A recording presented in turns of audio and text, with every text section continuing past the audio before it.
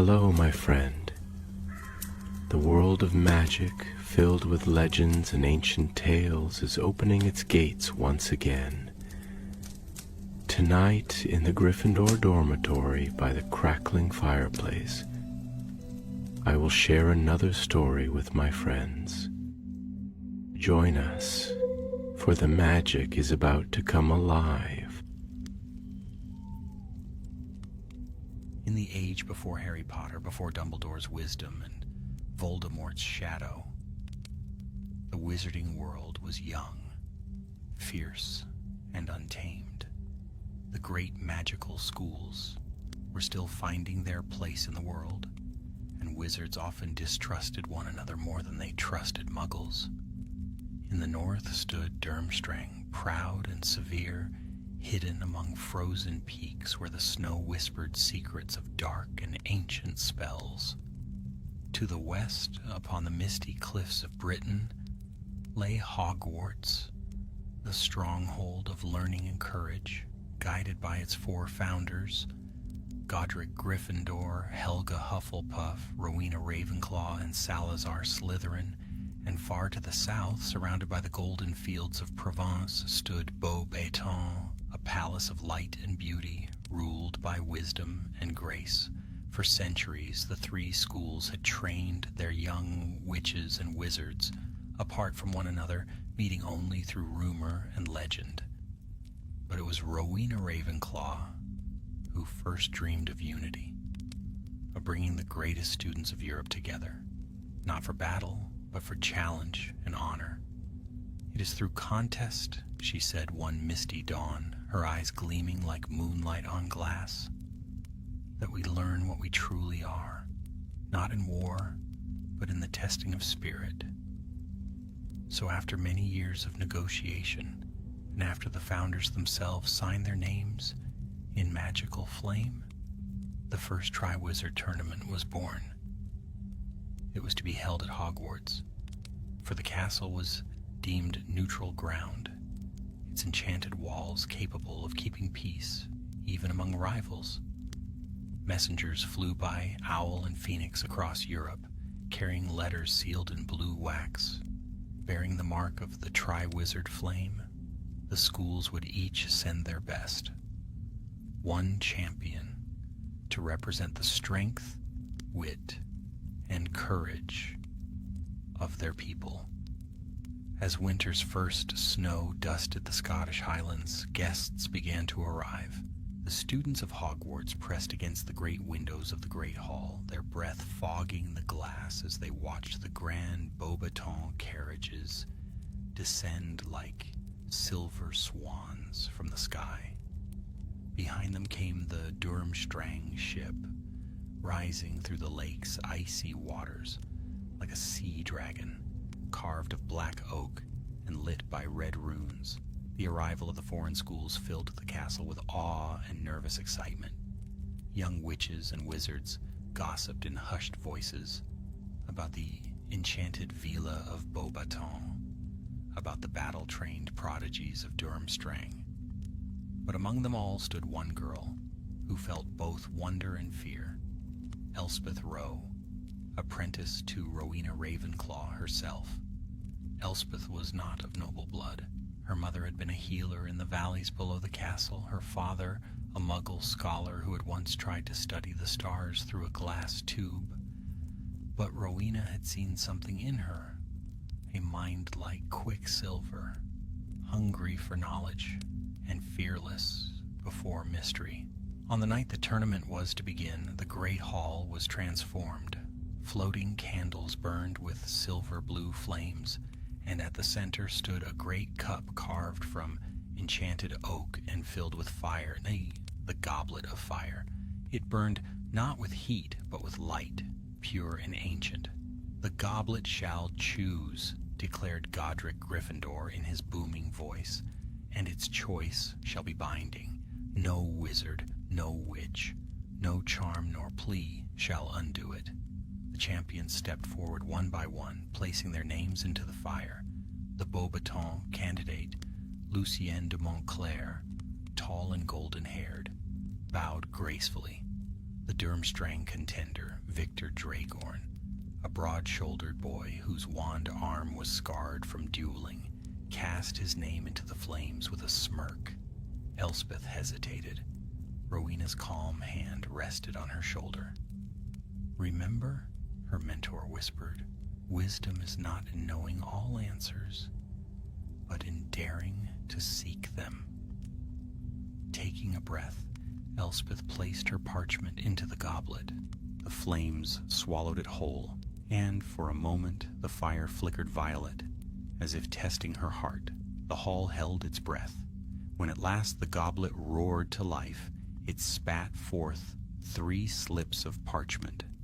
Lucien de Montclair of Beaubaton, Victor Dragorn of Durmstrang, Elspeth Rowe of Hogwarts. Applause filled the chamber. But before anyone could speak again, the fire surged. It blazed higher, brighter, fierce enough to rattle the chandeliers. A 4th parchment shot into the air. It landed softly at the foot of the goblet, smoking slightly at the edges. Dumbledore did not yet exist, nor McGonagall to gasp in shock, but the founders and their pupils stood frozen. Rowena bent down, her eyes narrowing as she lifted the final slip. Written in a strong foreign hand were the words, "Sir Alaric of House Frostmere, the 4th champion." Whispers spread like wildfire. There was no Frostmere among the invited schools, no Alaric among the registries, yet the goblet had chosen him. "An outsider?" hissed Salazar Slytherin. "Impossible! The enchantments forbid it." But even as he spoke, the great doors of the hall creaked open.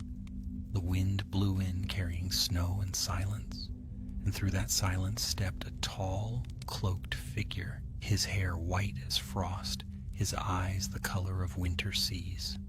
"I am Alaric of Frostmere," he said, his voice calm but commanding, "and I claim my right by the fire's will."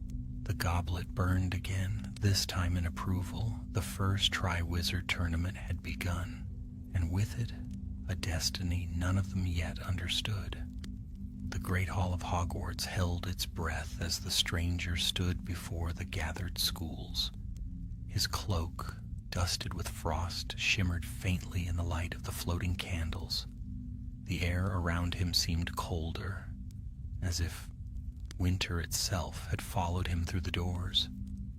Rowena Ravenclaw's keen eyes studied him with measured calm, though her wand hand never strayed far from her robes.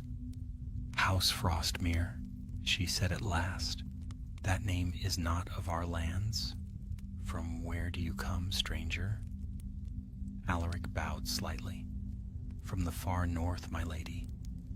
Beyond the lands you call Durmstrang, across frozen seas and forgotten mountains. My people have practiced the old magics long before your wands were shaped from elderwood." Salazar Slytherin's lips curled in suspicion. "Boasts are cheap, Northerner. The goblet may be tricked by dark enchantments." But Godric Gryffindor raised a hand. "The goblet cannot be deceived. If it named him, it must be for a reason." Rowena's gaze met Alaric's. "Very well. By the goblet's flame, you are bound to compete.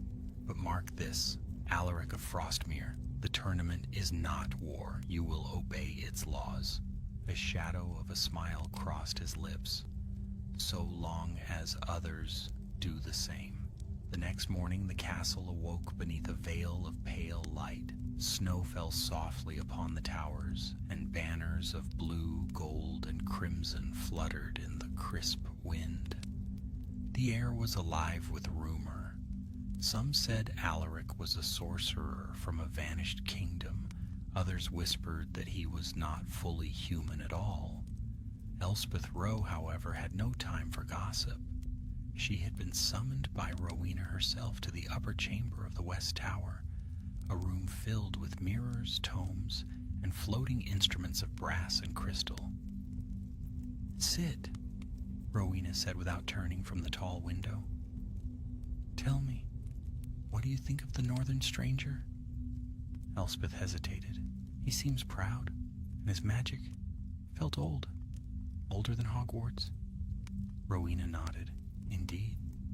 There are traces of power in him that predate our craft. If he serves darkness, he could threaten the tournament itself. You must watch him, Elspeth. Learn what you can. Me, Professor? Knowledge, said Rowena softly, is the keenest blade. You will have need of it. That evening the champions gathered in the courtyard beneath the glittering sky. The founders stood together upon a raised dais, their robes stirring in the chill breeze. Helga Hufflepuff, warm-eyed and kind, spoke first. Champions, she said, you have been chosen by the goblet's ancient magic. 3 tasks await you, tests of courage, wit, and endurance. The first begins at dawn. Rest well, for dawn comes quickly. But none of them rested well that night. Elspeth lay awake in her chamber, the cold creeping through the stones. The flicker of firelight danced across her books, and in the silence she thought of Alaric, his distant eyes, the way frost seemed to gather at his boots as he walked. Something about him stirred both wonder and dread. When dawn broke, the lake shimmered like glass. Half frozen under a pale sun, hundreds of students gathered along the shore, bundled in cloaks and scarves, their breath rising in clouds. At the center of the frozen water stood a ring of runes carved into the ice, glowing faintly blue. Around them hovered the founders, their wands raised. The first task, cried Godric Gryffindor, his voice carrying across the lake, is a trial of courage. Beneath this ice lies a creature of old, the mare worm, a serpent of water and shadow. Each champion must retrieve a banner from its lair and return alive. A murmur of awe and fear swept through the crowd. Lucienne de Montclair went first. With a flourish of her wand, she conjured a bridge of light and strode gracefully across the ice. The mare worm rose in a surge of black water, its body shimmering with scales like mirrors. Lucienne's spells burst in cascades of silver sparks, and though the serpent's roar shook the air, she snatched her banner and returned triumphant to cheers from Beauxbatons. Victor Dragorn followed, his face grim and focused. He did not charm or conjure, he struck. His wand blazed with fire as he shattered the ice and plunged into the water, battling the creature in its own realm. When he emerged, burned and bruised, but holding the crimson banner high, even the Hogwarts students cheered him. Then came Elspeth's turn. Her heart raced as she stepped to the edge of the glowing runes. The mare-worm's shadow coiled beneath the ice, vast and silent. She remembered Rowena's words. Knowledge is the keenest blade. Kneeling, she pressed her palm to the runes and whispered an old incantation. The glow around her deepened. Instead of breaking the ice, she listened to the pulse of the lake, to the ancient rhythm beneath. Slowly, the water stilled. The shadow beneath her rose, but not in anger. The mare-worm's head broke the surface, its eyes like deep wells of blue. Elspeth bowed. "I do not come to fight," she said softly, "only to pass." For a moment the serpent regarded her. Then it sank again into the depths, leaving a trail of ripples. And at her feet, a banner of sapphire cloth drifted up through the ice. The crowd erupted into astonished applause. Only Alaric remained. He stepped forward without a word. The lake froze solid beneath his boots as he walked, frost racing outward from every footstep. When he reached the center, he raised his hands and spoke in a language none understood. The ice cracked open in silence. The mare-worm burst forth. only to bow before him, lowering its head like a tamed beast. A chill swept through every watcher. Alaric plucked the final banner from the air, his expression unreadable. "It knows its master," he said quietly. Then he turned and walked back across the ice, leaving a trail of frozen stillness behind. Later in the great hall, the champions gathered as the founders announced the results. All had passed the first test, but unease hung in the air like smoke. Even Godric, bold and fierce, watched Alaric with narrowed eyes. When the hall had emptied and the candles burned low, Elspeth lingered by the goblet, which now flickered weakly. She heard a soft voice behind her. "You do not trust me," Alaric said. She turned sharply. "Should I?" He smiled faintly. "Perhaps not, but you should listen.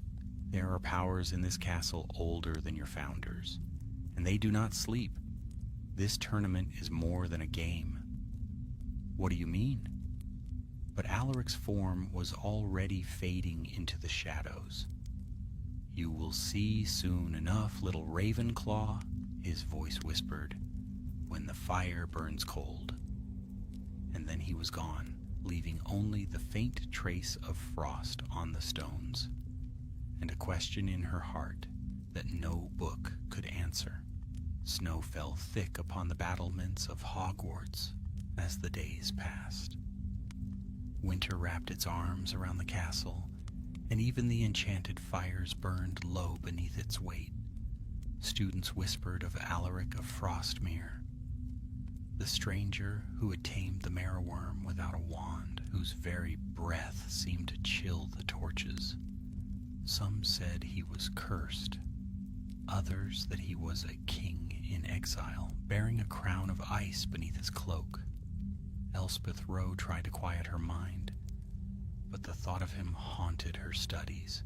In Rowena Ravenclaw's tower, books floated open before her, quills danced in the air, yet her eyes saw only the reflection of that frost-bound figure. One night, as she pored over an ancient volume of rune lore, she found a drawing, a crest shaped like a dragon's eye encircled by frost. Beneath it was written, "Sigil of House Frostmere, the lost bloodline of the North." Her breath caught. Before she could turn the page, the door creaked open. Rowena entered, her silver robes whispering against the stone. "You seek answers," she said quietly, "and you shall find them. But beware what truth demands in payment." Elspeth rose quickly. "Who is he, Professor, this Alaric? The goblet chose him, yet he belongs to no school." Rowena's gaze turned distant. "Long ago, before Hogwarts, before even Beauxbaton's founding, there were other orders of magic, wild, untempered, and powerful. Frostmere was one. Their magic was drawn from the oldest source of all, the bond between life and the elements. They vanished centuries ago after binding their souls to the North Wind itself. None survived, until now." Elspeth's heart quickened. "Then Alaric is one of them?" "Perhaps the last," said Rowena. "But his coming is no accident. I fear the goblet's will has been touched by something ancient." Before Elspeth could speak again, the tower windows darkened. The candles guttered out and a cold wind swept through the room, scattering parchment. From somewhere beyond the castle came a hollow horn blast, deep and distant. "The second task," murmured Rowena, straightening. "It begins at dawn." The champions gathered once more in the courtyard, their breath misting in the frigid air. The founders stood upon a dais of carved stone lit by golden fire. Between them hovered an orb of glass filled with swirling mist. Helga Hufflepuff raised her wand. "The second task," she declared, "is one of heart and loyalty. Each of you will face what you hold dearest and what you most fear losing. Beyond the forbidden forest lies the Hollow of Echoes. Enter and reclaim what has been taken from you." Lucien de Montclair bowed gracefully. Victor Dragorn gave a curt nod. Elspeth's hands trembled slightly as she clutched her wand. Alaric said nothing, his eyes fixed on the mist within the orb, as if it whispered to him alone. They entered the forest at dawn. Snow muffled every sound. The trees stood tall and black, their branches heavy with ice. Soon the path divided, and each champion walked their own way. Elspeth followed the trail of faint blue light that glowed upon the snow, the mark of Ravenclaw's enchantment. The deeper she went, the colder the air grew. Shadows moved among the trees, whispering her name. When she reached a clearing, the world seemed to shift. Before her stood her mother, pale, kind-eyed, wrapped in the simple cloak she had worn in life. "Elspeth," the apparition said softly, "my clever girl, you have come so far." Elspeth's heart clenched. "You're not real," she whispered. "You died when I was a child." The figure smiled sadly. "And yet I remember you crying by the river, vowing you would learn every spell to bring me back." Tears burned in her eyes. "It was a foolish dream." "Was it?" The ghostly hand lifted toward her cheek. "The Hollow of Echoes gives what one desires most. I could be yours again, if you only speak the binding word." Elspeth hesitated. The temptation ached within her bones, but Rowena's warning echoed in her mind. Beware what truth demands in payment. She stepped back. "No," she said, her voice trembling. "You are not my mother. My mother rests in peace." The illusion froze, then shattered into 1,000 shards of light that melted into snow. In their place appeared a silver pendant, her mother's, lost years ago. She picked it up, heart aching but steady. Far away, Lucien de Montclair faced a vision of her twin sister, calling her home to France. She resisted, tears staining her face. Victor Dragorn, however, faced no ghost of love, only the specter of his father, demanding strength, shaming weakness. He struck it down, roaring defiance. But Alaric's path led deeper still, to a place where even the trees dared not stand. In the heart of the forest, frost lay thick upon the ground. There, upon a circle of ice, stood a woman in a cloak of white, her hair woven with snow crystals, her eyes the same piercing blue as his. "Mother," he said. Her voice was soft as the wind. "You should not have come here, my son." "I was chosen by men's fire," she replied, her tone sorrowful, "not by the old ways. The South will break you, Alaric. They do not understand what you carry." "I carry the legacy of our bloodline. I carry Frostmere's flame." She reached out, touching his cheek. "You carry its doom." The vision faded, leaving only silence. And in the snow before him, a blade of pale crystal, carved like ice and humming with power. When the champions returned at dusk, weary and pale, the founders awaited them in the great hall. Each laid their recovered token upon the table. Lucien's mirror, Victor's family crest, Elspeth's pendant, and Alaric's blade. But when the blade touched the stone, the torches flickered blue. A pulse of cold light spread through the room. The goblet of fire flared once more, but this time its flame turned white as bone. The hall fell silent. Salazar Slytherin stepped forward, suspicion blazing in his eyes. "What sorcery is this?" Alaric looked upon the goblet calmly. "It knows the truth now. The fire remembers." "Remembers what?" demanded Godric. Alaric's voice was quiet, yet it carried through the hall. "That it was not forged for sport, but for binding. This tournament was meant to unite the schools, but the magic beneath it was once used to enslave. The goblet was crafted from the heart of a phoenix that burned in sorrow, and its flame yearns to bind what it touches. Gasps rippled through the crowd. Rowena Ravenclaw's eyes darkened. "Who told you this?" "The wind," said Alaric, "and the dead who remember the first flame." The goblet flared again, as if answering him, and for a heartbeat its fire formed the shape of chained hands. Elspeth's stomach twisted. She felt something ancient stirring in the air, a hum that set her teeth on edge. "Enough!" cried Godric. "The tournament will continue as decreed. Whatever dark tales you bring, Northerner, leave them to your ghosts." But Alaric's gaze lingered on Elspeth, his expression unreadable. "It is not ghosts you should fear, Gryffindor. It is what your own fire remembers."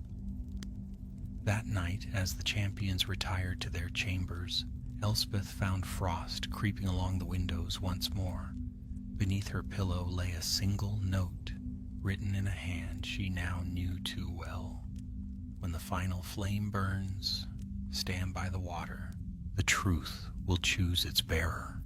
She folded the note and looked out upon the darkened lake, where the ice gleamed faintly under the stars.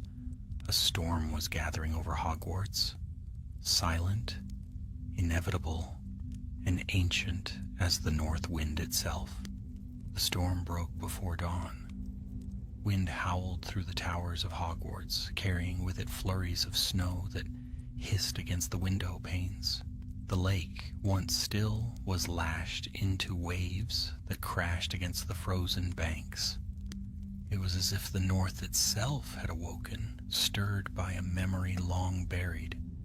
In the great hall, torches sputtered weakly in the gale. The goblet of fire set upon its pedestal burned an unnatural white. Its flame no longer danced. It stood still, tall and silent, like a pillar of light holding its breath. The founders gathered before it, their faces grave. "This is no accident," Salazar Slytherin said, his dark eyes narrowed. "That thing is no longer ours to command."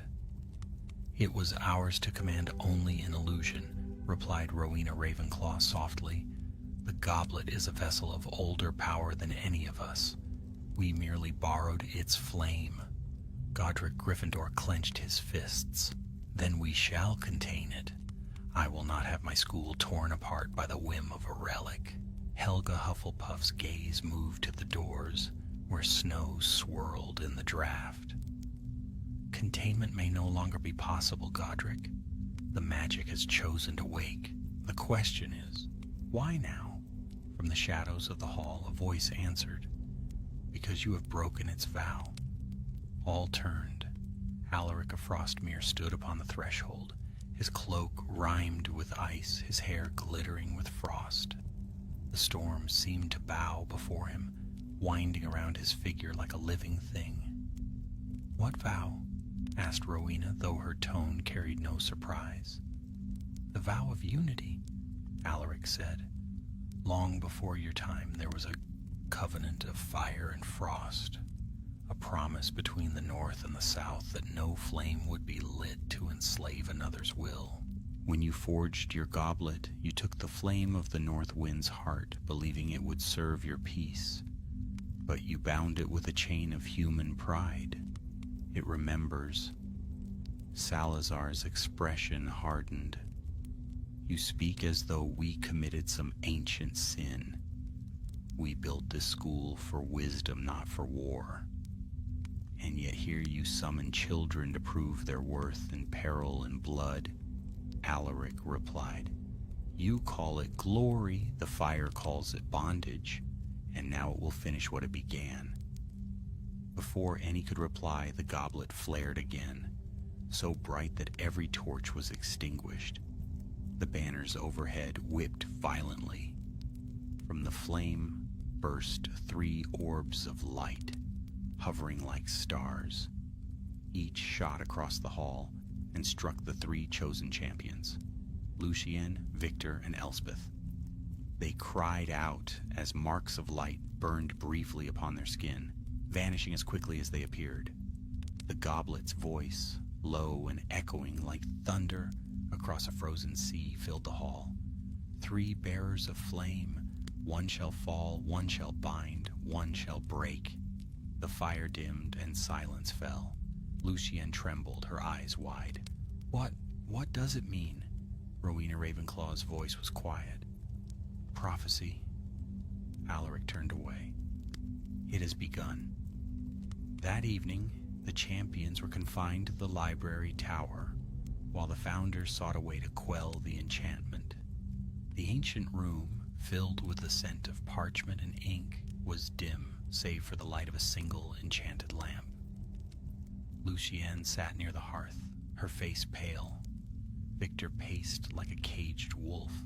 Elspeth stood by the window, watching the snow drift across the grounds. It cursed us, Victor muttered.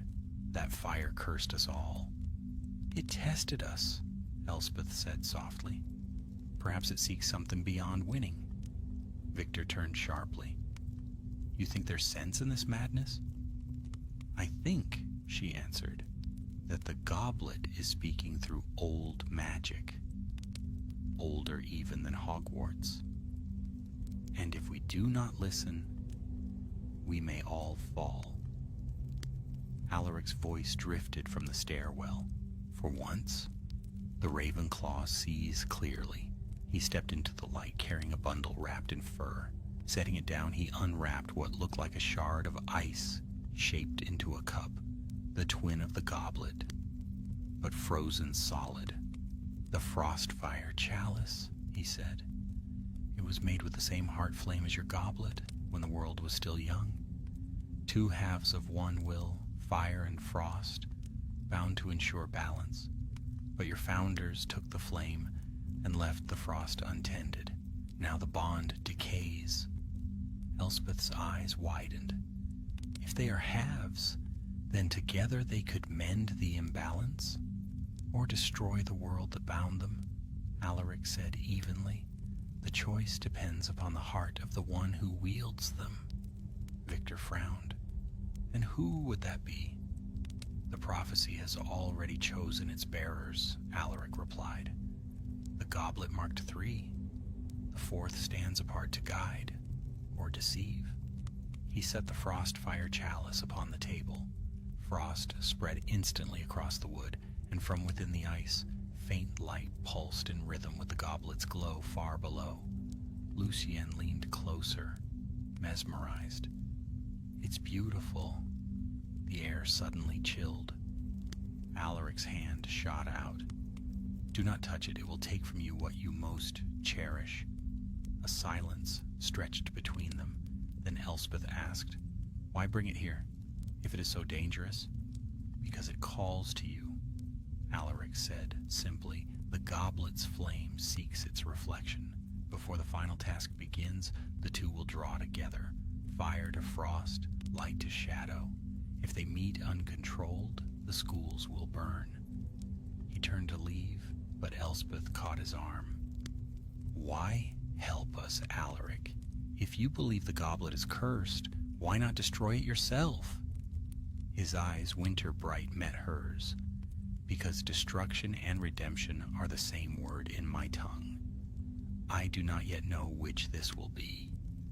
Then he was gone, leaving the chamber cold and silent, save for the faint hum of ancient power. The next day dawned bleak and gray.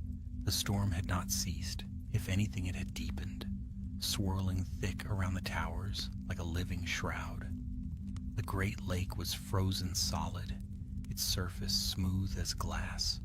Beneath it, faint blue light moved, shapes of magic or memory.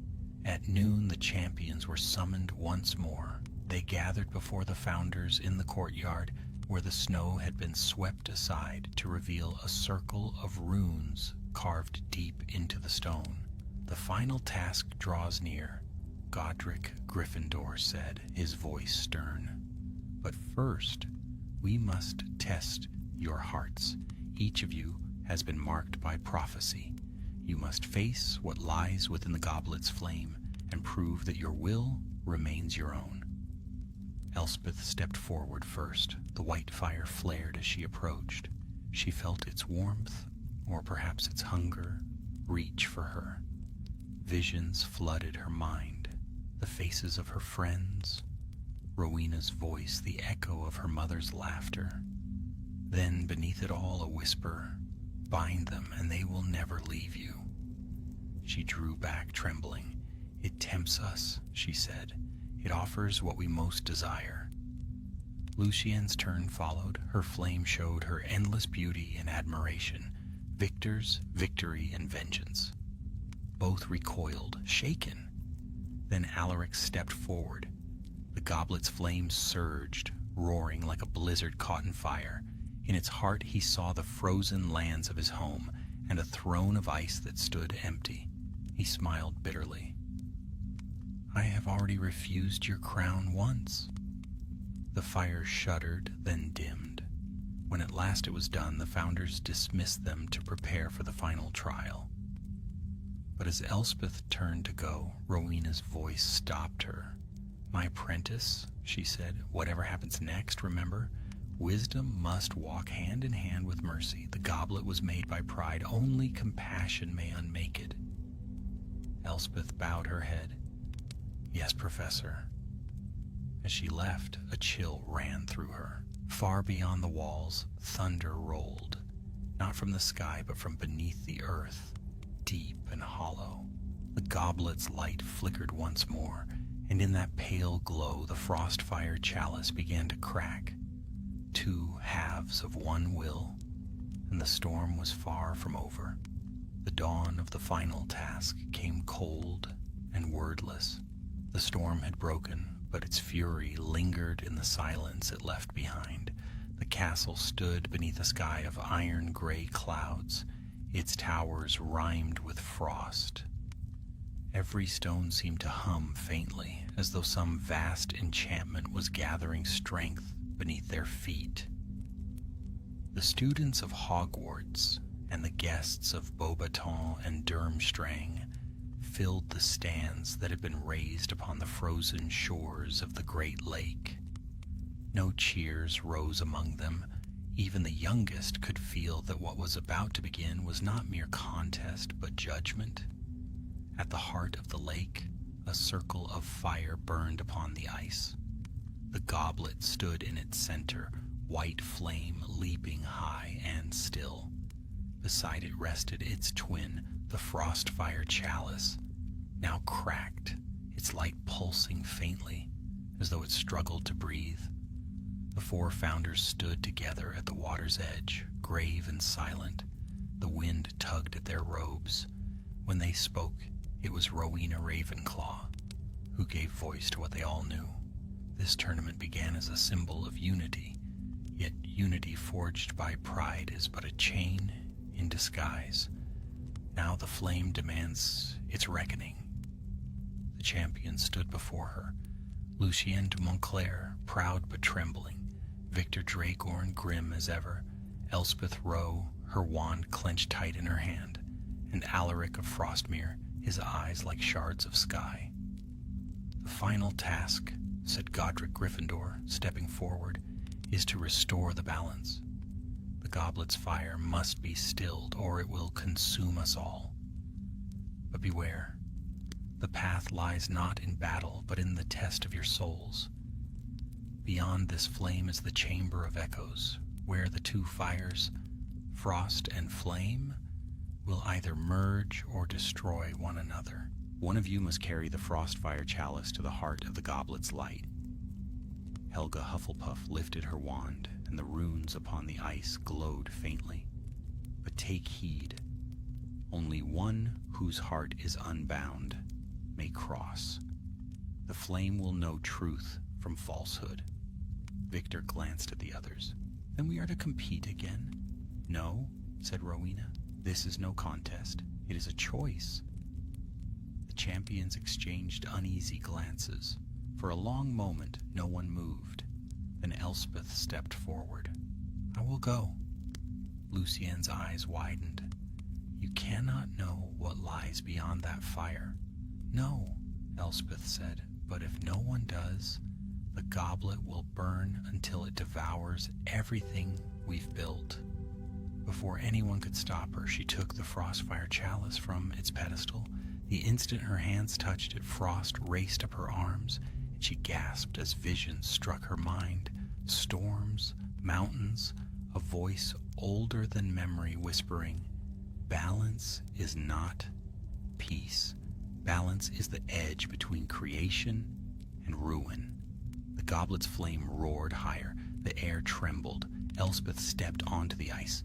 It did not crack beneath her feet. It sang, humming with living magic. With each step she took, fire and frost wove together, forming a bridge of shimmering light. Alaric followed.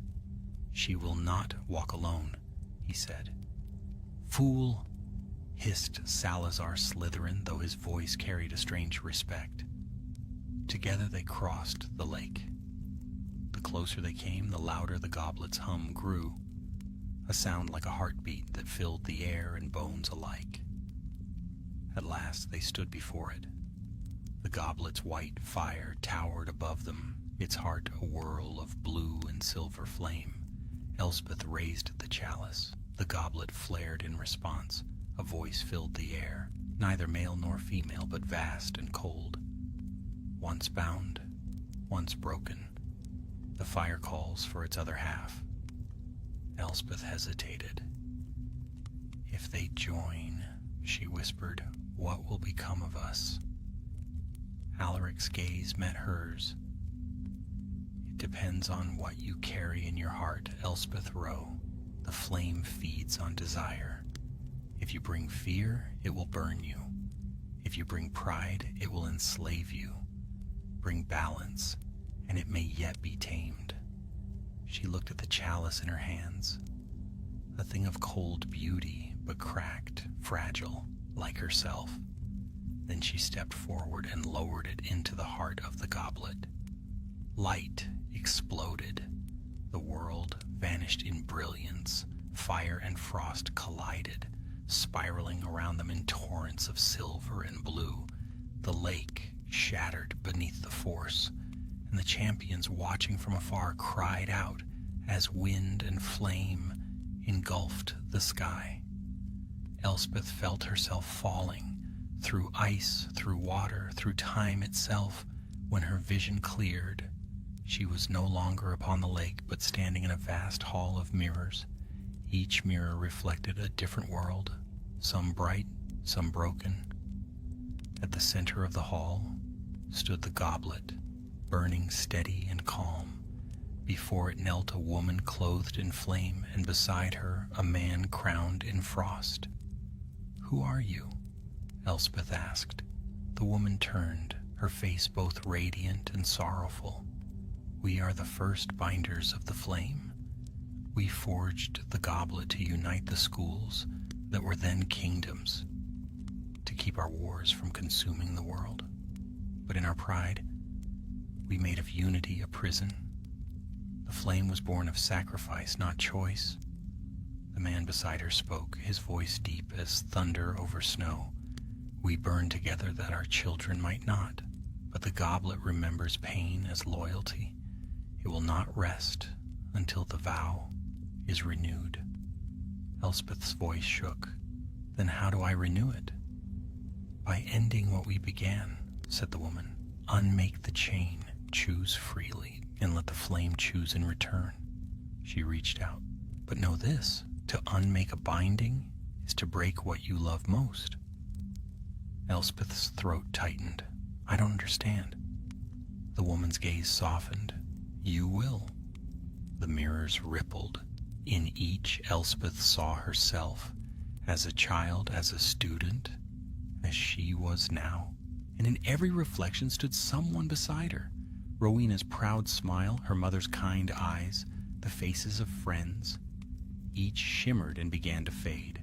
"No," she cried, "not them. One shall fall, one shall bind, one shall break," whispered the voice of the goblet.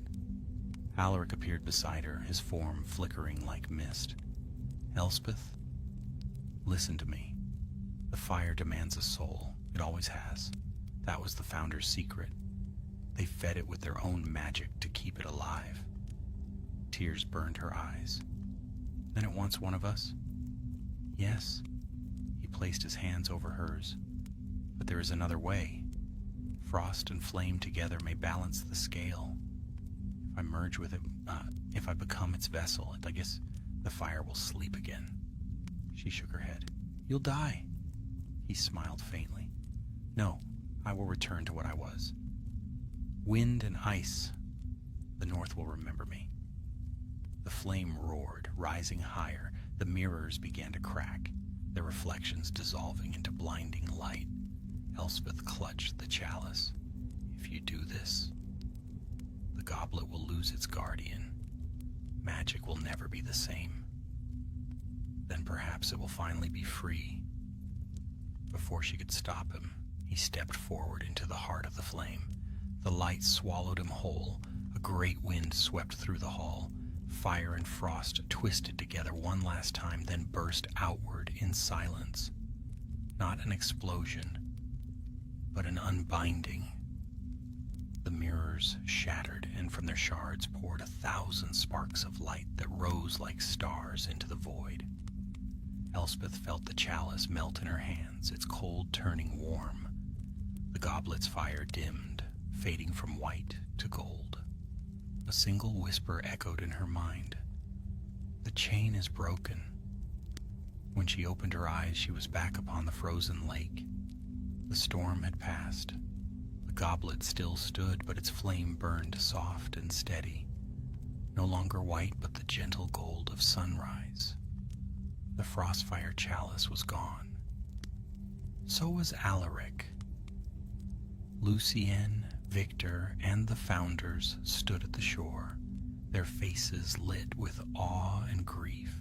Rowena rushed forward, gathering Elspeth into her arms. It is done, she whispered. Elspeth nodded faintly, her voice breaking. He freed it. Rowena's eyes shone with tears. Then the tournament has truly fulfilled its purpose, not to test strength, but to reveal the courage to let go. As the sun rose over the lake, its light caught upon the goblet's flame, scattering golden sparks across the snow. For the first time in centuries, Hogwarts stood in perfect silence, not of fear, but of peace. And in the northern wind that brushed the towers, faint and fleeting, came a whisper that only Elspeth heard. When the fire burns cold, remember me. She closed her eyes. I will. The first Triwizard tournament was over, but its story had only just begun to live in legend.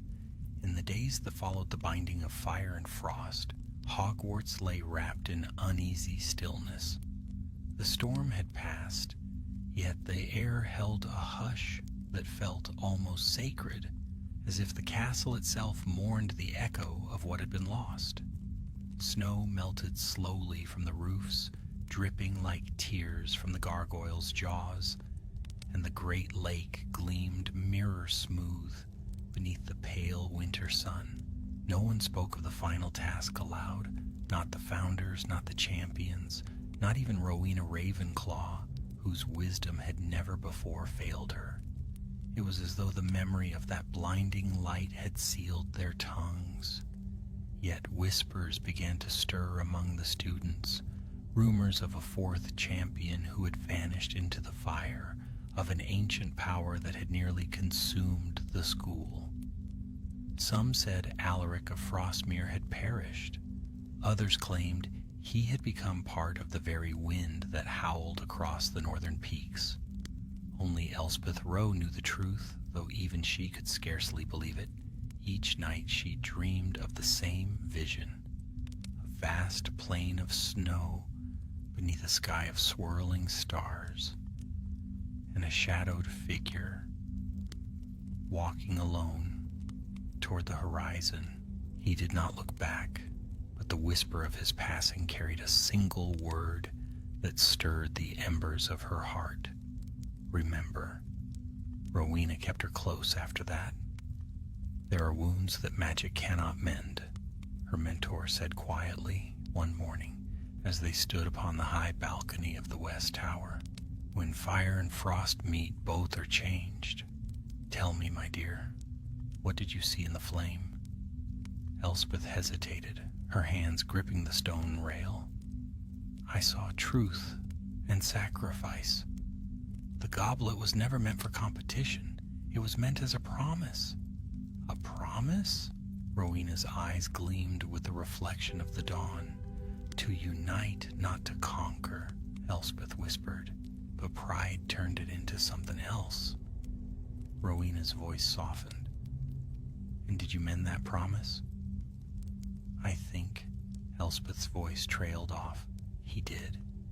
For a moment neither spoke. The wind swept through the tower, lifting Rowena's dark hair like ink, spilled across the air. At last she said, Then his legacy will live through yours. Remember this, Elspeth. Knowledge without compassion is but a blade without purpose. The tournament ended, though not as the founders had planned. No feast was held, no trophies given. The goblet of fire was sealed within the Hall of Enchantments, beneath the castle, guarded by spells that only the 4 founders could break. And above it, carved in stone, were the words that would define its legacy. Courage untested is vanity. Unity without choice is bondage. The visiting schools departed soon after. The Beauxbatons carriage rose into the gray clouds like a drifting swan, its white wings shining against the sky. Lucienne de Montclair, though weary and pale, carried herself with quiet dignity. Before she left, she sought Elspeth in the courtyard. You were brave, Lucienne said, clasping her hands. Braver than any of us. You gave the flame peace. Elspeth smiled faintly. And you gave it beauty. Without your light, the darkness would have swallowed us sooner. Lucienne's eyes glistened. If ever Hogwarts should call again, Beauxbatons will answer. Then she pressed a small charm into Elspeth's hand. A silver feather set with a shard of pale crystal. For remembrance. Durmstrang's ship followed, rising once more from the depths of the lake. Victor Dragorn lingered longest upon the shore. He was not a man of many words, but his silence carried weight. The North remembers strength, he said at last, but it should remember mercy too. You taught me that. Elspeth inclined her head. Perhaps both are needed. Strength for the world we build, mercy for what we must let go. He nodded, then turned and vanished into the mist, the black sails of his ship gleaming with frost. Spring came late that year. The first crocuses pushed through the melting snow like tiny sparks of color against the gray. The castle stirred with life again. Less laughter perhaps, but deeper stillness. A kind of peace hard-earned and real. One evening Elspeth wandered down to the lake alone. The water lapped softly at the shore, and the reflection of the castle shimmered upon its surface like a dream.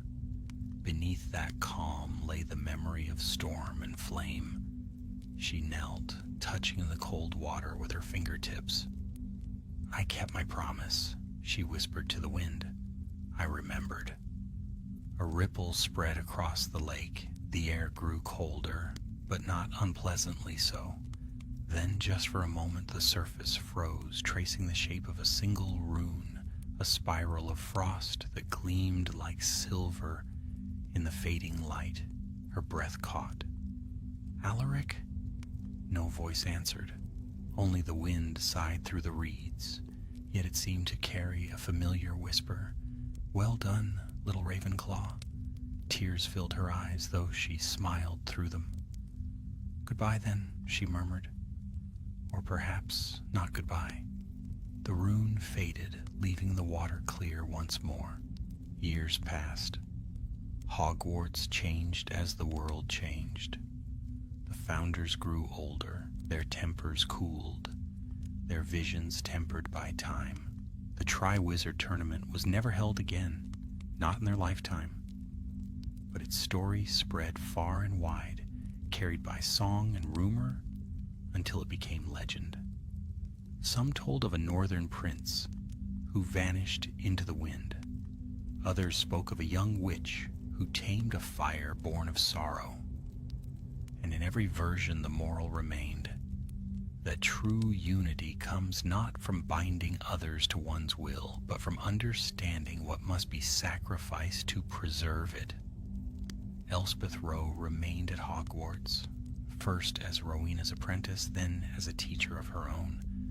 Her pupils adored her, for she taught not only spells but wisdom, urging them to seek truth without arrogance. When asked why she never married or left the castle, she would smile and say, "Because my heart once followed the wind, and it has not yet returned." Rowena often watched her with quiet pride. "The child has surpassed the master," she told Godric one spring morning as they walked the ramparts. "Perhaps," said Gryffindor with a grin. "Or perhaps she has simply learned what we were too proud to see." "And what is that?" "That courage and wisdom are not enemies." Rowena smiled faintly. "Then maybe the fire was not in vain." Decades later, when the founders themselves were gone and Hogwarts had passed into the care of new guardians, a curious thing happened. One midwinter's night, a caretaker patrolling the lower halls heard a faint sound beneath the stones, a soft humming like a distant song. Following it, he came to the sealed chamber of the goblet. Through the crack of the heavy doors, he saw a faint light, gold and pale blue, intertwined. The goblet burned once more, not fiercely, but as though alive. And standing beside it, half shadow and half light, were two figures, a woman with hair dark as raven's wings, and a tall man crowned in frost. They did not speak. They merely stood hand in hand, watching the flame that bound them both. When the caretaker blinked, they were gone. Only the goblet remained, its fire steady and calm, its reflection forming a spiral of frost upon the floor. Exactly like the rune that once graced the lake, so the legend endured. Long after names were forgotten, long after kingdoms fell and rose again, the first Triwizard tournament remained not a tale of rivalry, but a story of balance, of fire and frost, courage and mercy, and of a girl who learned that true power was not in triumph, but in letting go. And when the wind swept through the high towers of Hogwarts, the candles flickered, though no window was open. The students would glance up, and for an instant they would hear laughter like the echo of snow on stone. Soft, fleeting, eternal. The north wind remembered, and so did she. Centuries passed. The tale of the first Triwizard tournament slipped from truth into legend, from legend into myth, and finally into the soft, golden mist of time where few dared to seek the line between what was and what was told. Yet the stones of Hogwarts remembered. They always remembered.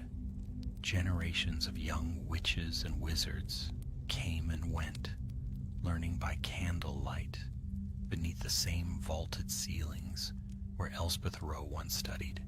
The goblet of fire, long sealed beneath the castle, slept in silence. Its flame had dimmed to a single ember, tended only by time and the whispering wind that wound through the dungeons. Few knew that Rowena Ravenclaw had left a final charm upon that hidden chamber, a spell woven from the last of her own magic and sealed with Elspeth's name. It was meant to hold the goblet in peace until the world forgot why it had burned in the first place. But peace, as all wizards learn, is only ever borrowed. It was in the reign of a long-forgotten headmaster, in an age when even the sorting hat's voice grew weary, that the goblet stirred again. Deep below the castle, a faint light flickered in the dark. The ember woke, pulsing like a heartbeat. Frost gathered on the chamber walls, and for the first time in many lifetimes, the old runes glowed faintly blue. The castle felt it. Doors creaked in the night, though no one passed. Candles flared without warning. The portraits whispered among themselves, uneasy. And far above, in the library, where moonlight fell like silver lace, a girl awoke from a dream of fire. Her name was Seraphine Wren, a 7th-year Ravenclaw, and the dream clung to her like frost. She had seen a lake of ice, a cup of flame, and a woman's voice whispering a single word. Remember? The next morning she could not shake it. Even the sunlit corridors seemed colder than usual, and when she touched the rail of the grand staircase, she felt a faint vibration like the heartbeat of some sleeping beast beneath the stones. At breakfast, she found her friend Tom Calder waiting at the Ravenclaw table, hair tousled, quill tucked behind his ear. "You look like you've seen a ghost," he said, offering her toast. "Maybe I have," Seraphine murmured. "Do you ever dream of something so old it feels like it doesn't belong to you?" Tom grinned. "Only during exams." But when she didn't laugh, his smile faltered. "All right, what is it?" She hesitated. "The goblet of fire. I saw it. It was burning, but the flame wasn't red. It was gold. And cold at the same time." He raised a brow. "You mean the goblet that's been sealed for 800 years? "I don't mean it," she said softly. "I think it's calling." Tom leaned closer. "Seraphine, if this is another one of your book visions?" "It isn't," she whispered. "The castle's awake again. Can't you feel it?" He frowned, listening. The air around them seemed to hum faintly, like the sound of distant wind through snow. "Something's wrong," Seraphine said. "Something old?" By the 3rd night, her dreams grew stronger. She saw the same hall of mirrors, the same woman cloaked in blue flame, and always the same word, remember. Finally, unable to bear the pull any longer, Seraphine crept from her dormitory. The castle slept. Moonlight pooled in long corridors, painting the stones in silver. She moved as though guided by instinct down staircases that shifted of their own accord, through passageways sealed to most students. The air grew colder with each step. Her breath came in white clouds. At last she found herself before a door she'd never seen, tall, carved with runes that shimmered faintly under her touch. She whispered the word from her dreams. "Remember." The door opened. Inside was a vast chamber lined with stone columns. At its center stood the goblet of fire, its flame now no larger than a candle's tongue. The air smelled of snow and smoke and something older still, the scent of memory itself. Seraphine approached, heart pounding. "So it's true," she breathed. "You're still alive." The goblet flared just once as if in acknowledgement. Then she heard the voice, soft, distant, like a thought brushed across her mind. "Who wakes the flame?" She froze. I didn't mean to. I only dreamed." Dreams are doors, and some doors are meant to remain closed. "I just wanted to understand," she whispered. "Why do you call to me?" "Because your blood remembers." The room tilted. "My blood?" From the shadows, something moved. A shimmer like moonlight on water. It took the shape of a woman, tall with dark hair and eyes of blue light. "Elspeth Rowe," Seraphine whispered without knowing how she knew the name. The spirit nodded faintly. "You are of my line. The flame sleeps in your veins, as it once did in mine. The goblet stirs because balance falters once more." "Balance?" Elspeth's voice was gentle but grave. magic is a scale forever tipping. The founders built harmony, but time frays all bonds.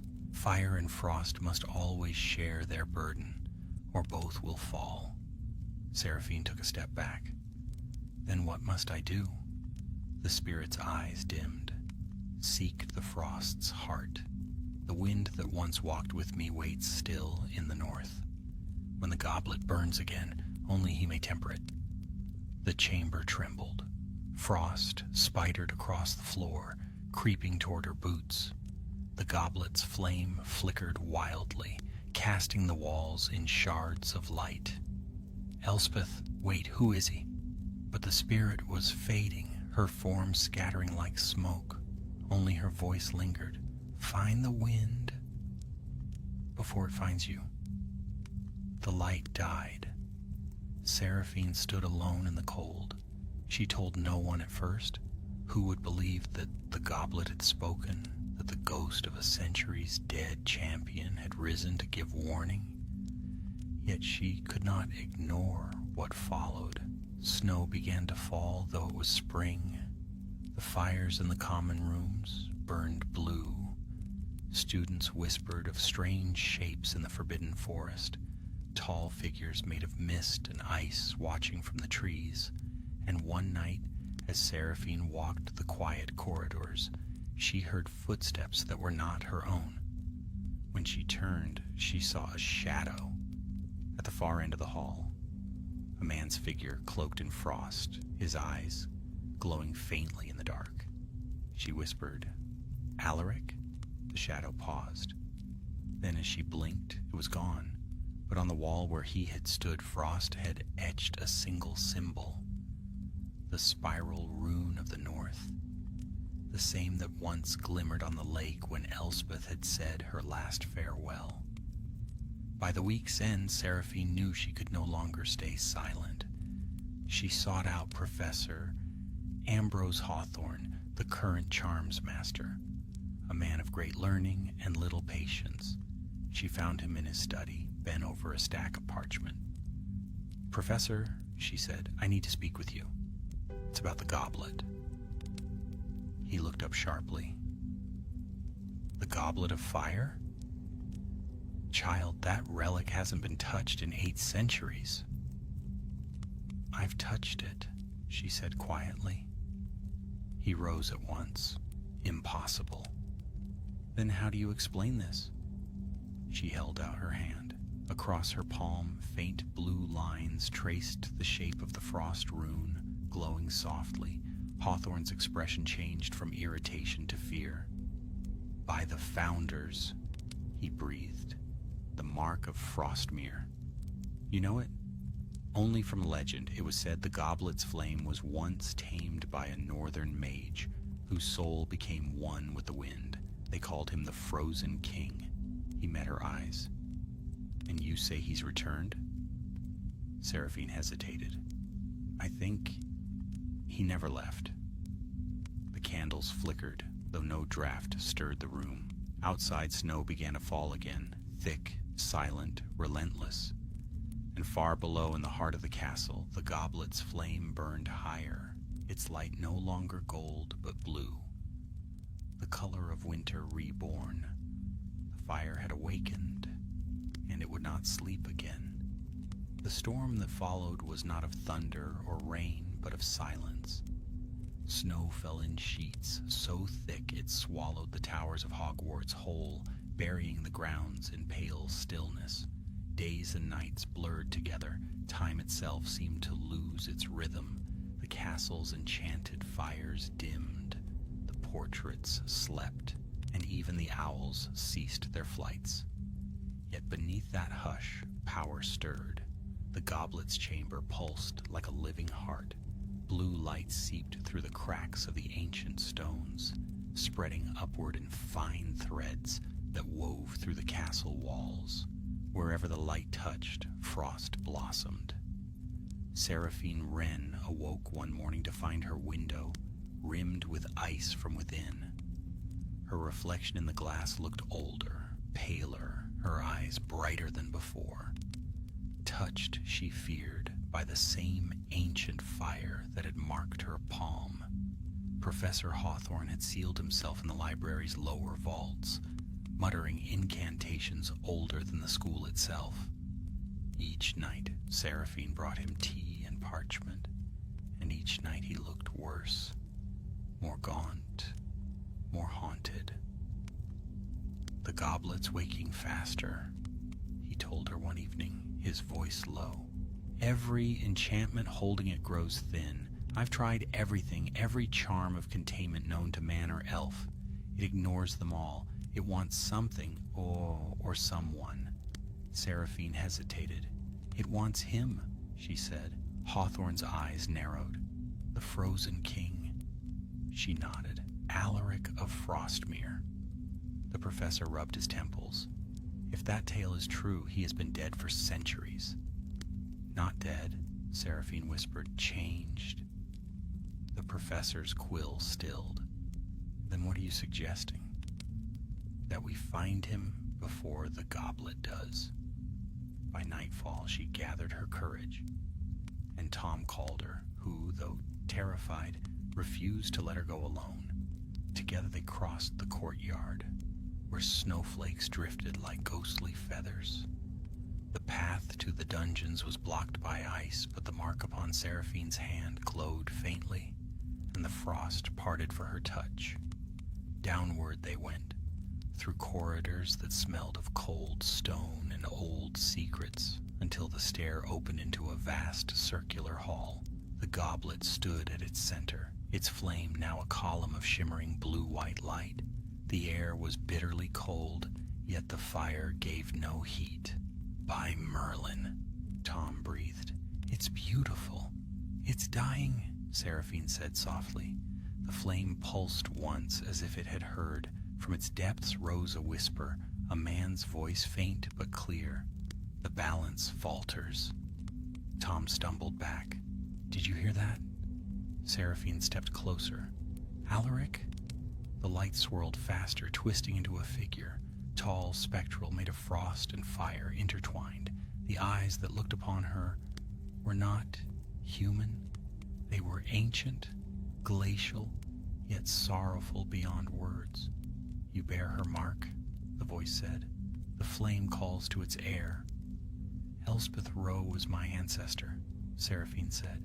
"She said you would help me." The figure tilted its head. "Elspeth." The word came like the sigh of the north wind. "Long has her voice been silent in the halls of the living. She told me the balance is breaking, that fire and frost must share their burden again. But I don't know how." The figure's gaze dimmed, as though in pain. "The goblet burns too bright. It hungers for what it lost. A soul to temper its flame. The frost bound it once, but the chain has withered." Tom swallowed hard. "Then we chain it again. You're its other half, aren't you?"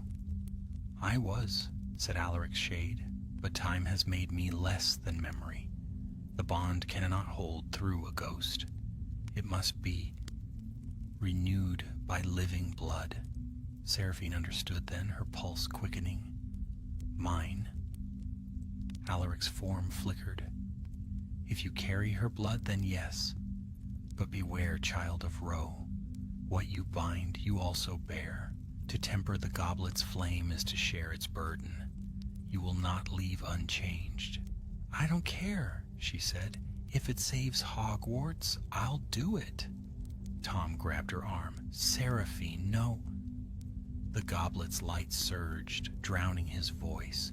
The chamber trembled. The runes along the walls ignited one by one. Alaric's shade extended a hand of ice. "Then come, daughter of wisdom. Let the balance be restored." She reached for him. The instant their hands met, cold fire lanced through her veins. The world spun. The chamber fell away. She was standing on the surface of a frozen sea beneath a sky of swirling auroras. Beside her stood Alaric, no longer shadow but flesh and form, tall, white-haired, his cloak billowing like mist. "This is the place between," he said softly. where flame and frost meet. In the distance, the goblet burned, vast as a mountain, its fire roaring to the heavens. Waves of ice surged toward it, shattering in bursts of steam. "What must I do?" she asked. "Remember." Elspeth's voice echoed faintly through the wind. "Courage untested is vanity," Seraphine whispered. "Unity without choice is bondage." Alaric smiled sadly. "Then choose, Seraphine Wren. Will you bind the flame or free it?" She looked upon the burning mountain and felt its pain. The goblet had been born of unity, twisted by pride, bound for centuries by human hands that feared their own creation. To bind it again would preserve the world, but also the lie. "To free it," she said. Alaric's eyes widened, then softened with respect. "Then be ready." He placed his palms against hers. Ice met flame. Their magic fused, rising in a torrent of white light. The goblet's roar shook the sky. A wind screamed across the sea, tearing through both of them. Seraphine saw memories. Elspeth kneeling by the lake, the four founders forging the first bond, the mereworm sleeping beneath the ice. She saw Alaric walking into the fire, and the frost closing over him like a tomb. Then the goblet burst. A wave of light swept outward, shattering the frozen sea.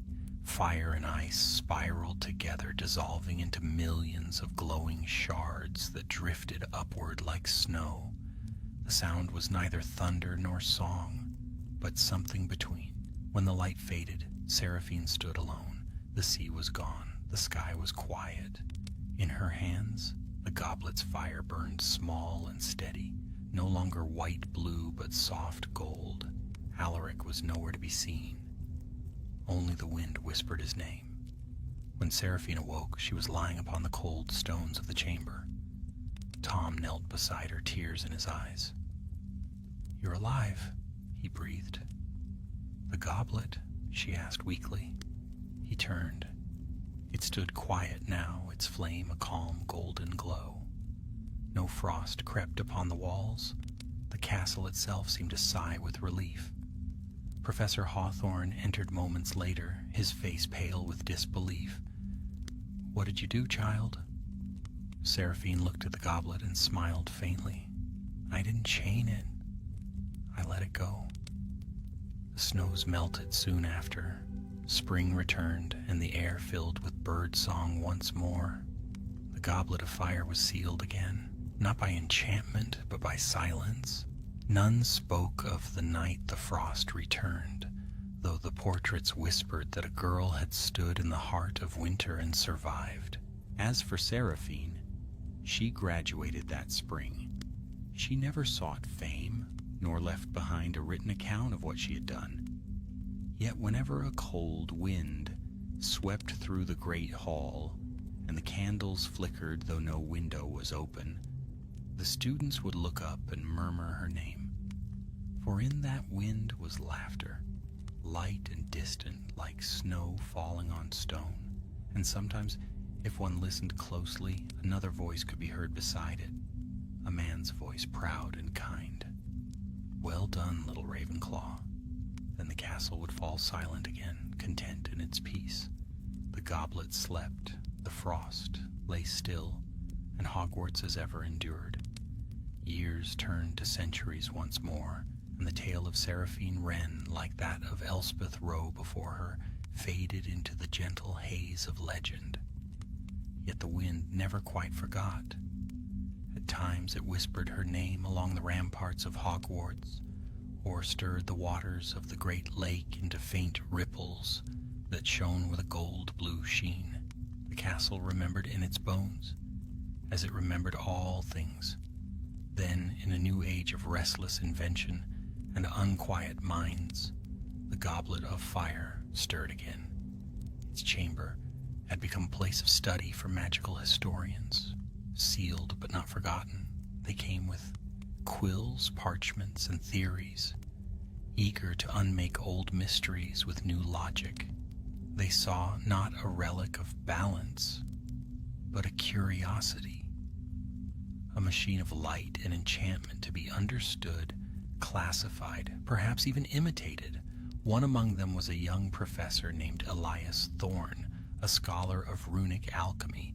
He was clever, ambitious, and unafraid of old warnings.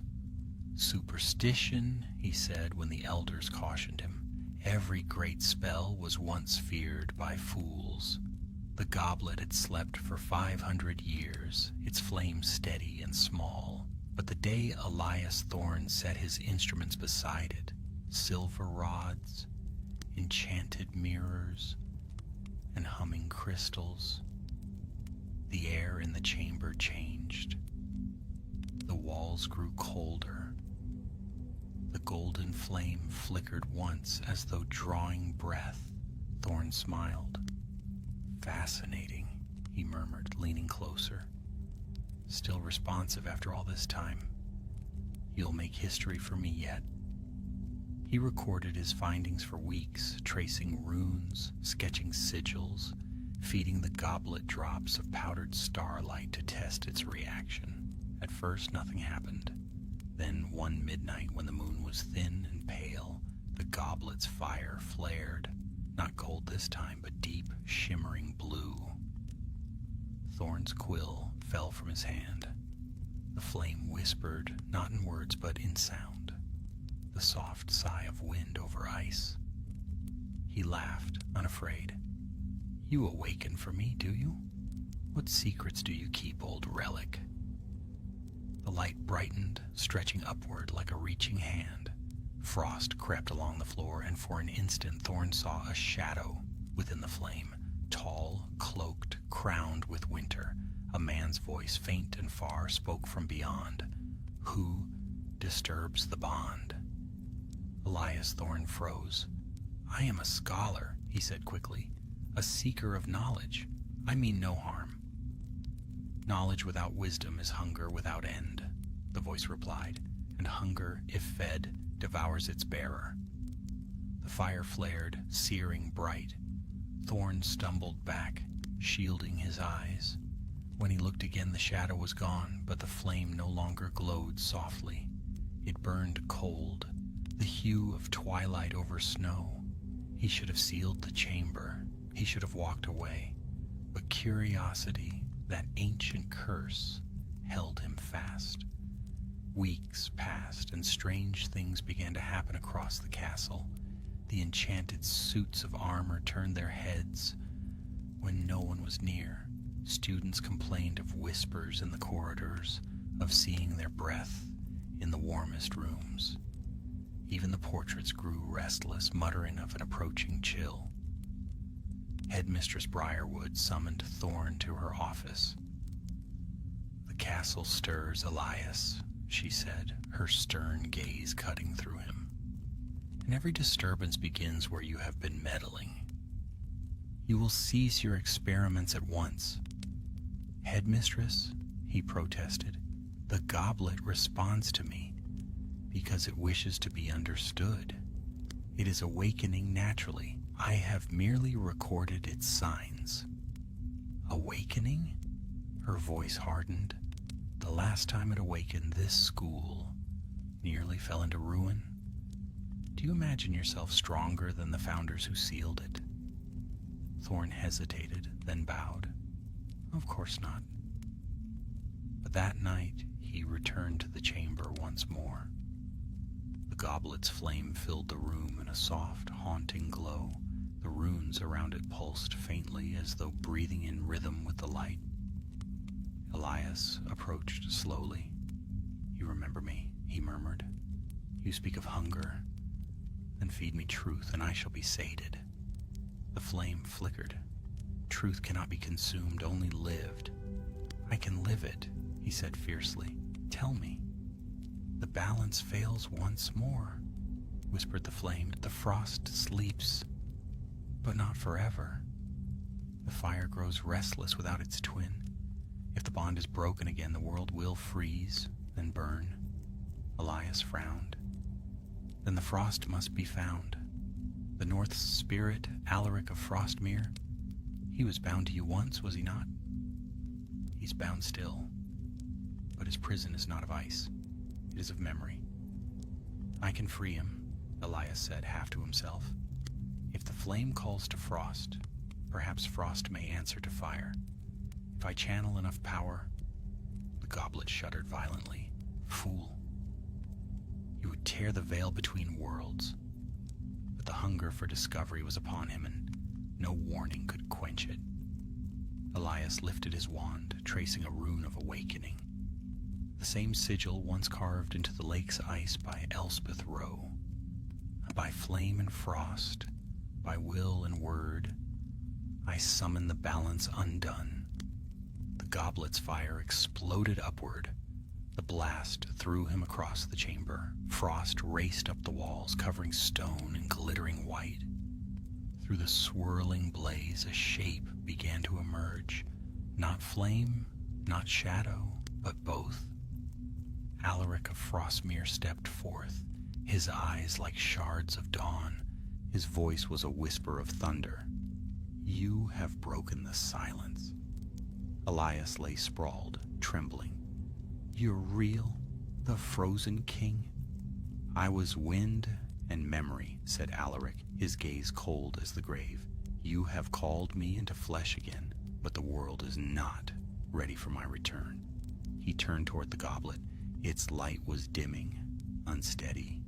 Without frost, the fire burns too hot. Without fire, frost devours all warmth. Balance must be restored. Elias pushed himself upright. Then teach me, let me help. Alaric's expression softened, but only slightly. You seek knowledge, but knowledge demands sacrifice. Name it, said Elias. The chamber's air grew thick with power. Your life is not enough. You must give what you love most. Your ambition? Elias faltered. Without ambition, what am I? A man, perhaps, Alaric said gently, and not a warning. The scholar stared at the goblet's dying flame. For the first time he felt fear, not for himself, but for what his pride had awoken. Slowly he lowered his wand. Then take it. The wind rose. The fire blazed gold once more, wrapping him in light. When it faded, Elias Thorne was gone. In his place stood the goblet, steady and calm, its flame whispering softly. Alaric's form grew faint. The balance endures, he murmured, but not forever. Then he was gone, leaving behind only frost melting on stone, and a single quill fallen beside the goblet. The next morning, the headmistress found the chamber sealed once more. The instruments were gone. The frost had vanished, and on the pedestal a new inscription had appeared beneath the goblet's base, written in runes of pale light. Knowledge without humility is hunger without end. No one ever saw Professor Elias Thorne again, but sometimes on still winter nights, when snow fell heavy upon the castle and the torches flickered with a blue edge, the portraits whispered that he had become the goblet's keeper, a voice in the flame forever guarding the balance he had nearly undone. And far beyond the castle walls, in the frozen north, where mountains kissed the stars, a faint wind stirred, cold, patient, eternal. The frost remembered, and somewhere in the wind, faint and fleeting, another whisper answered, so does the fire. Another century turned its slow wheel, and the goblet of fire slept again beneath Hogwarts. Generations rose and fell. Wars came and passed like shadows. Yet every winter, when the frost lay thick upon the castle, its quiet glow could be glimpsed from the lowest corridors. A soft heartbeat of gold and blue, steady as the stars. The legends of Alaric, Elspeth, and Seraphine became fireside tales for students who loved to frighten one another. Professors humored the stories as myths, allegories of pride and humility. Only a few, the the keepers of ancient records, knew that deep below the great hall, the goblet still burned. And thus it was, until the reign of Headmaster Cedric Blythe, a man both curious and cautious. He was not the sort to believe in ghosts, yet he respected what lay beyond proof. When a disturbance shook the castle one bitter January night, a tremor that cracked several walls and shattered the hourglasses of house points, Blythe alone guessed the source. He gathered a small council before dawn, Professor Marlowe of charms, Mistress Fenna of arithmancy, and an apprentice scholar, Clara Vance, whose gift for ancient tongues surpassed her years. Together they descended into the deep. The air grew colder with every step. Moisture hung thick upon the walls, freezing in glistening webs. When at last they reached the chamber of the goblet, a faint humming met their ears, low and rhythmic, like breath drawn through crystal. The goblet of fire stood as it ever had, yet its flame was no longer steady. It shivered, guttered, then flared again, as if struggling to remain alive. Marlowe drew back his cloak. By the founders, something is wrong, Blythe murmured. The fire wanes. Clara approached, her eyes wide. Headmaster looked at the base, where once the inscription had glowed in runes of light.